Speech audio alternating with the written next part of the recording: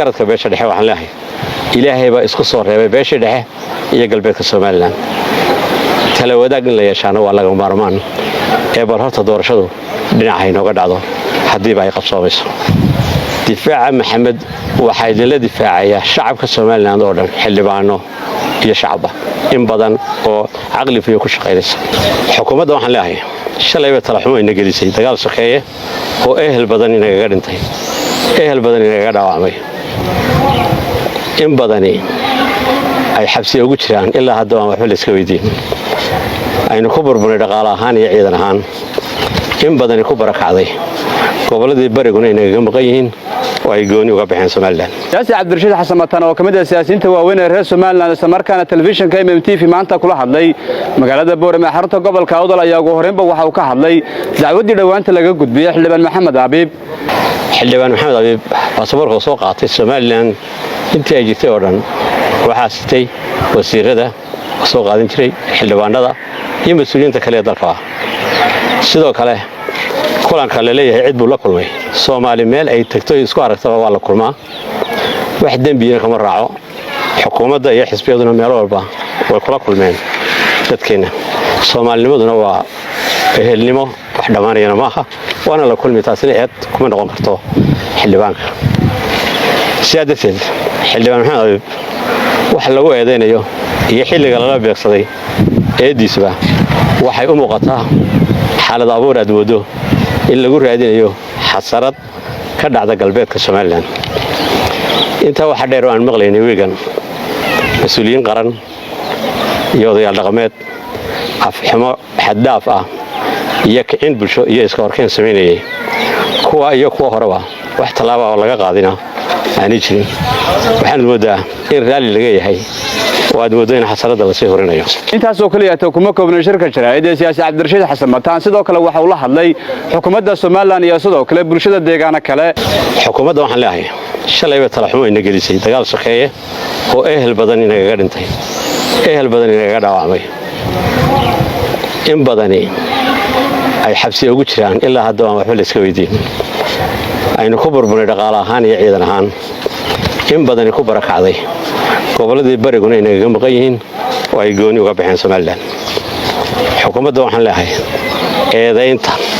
xildhibaanku waxay la mid tahay eedeymo hore aad u gudbiseen sida tii gudoomiyaha xisbiga wadani oo aad ku eedaysteen inuu argagixisada xiriir leeyahay eedaynta joogtada ah ee bulshada Soomaaliland isugu soo hadhay la daba jooga maalin walba waa Soomaali weyn iyo eedaynta la midka ah ee qof kasta oo dhaliil ka sheega xukuumadda la yiraahdo waa cadawga gudaha ee Soomaaliland waxaan leeyahay xukuumadda waar galbeed nabad baa taal jabahdina ma jirto dagaal laga horreeyana diyaar uma aha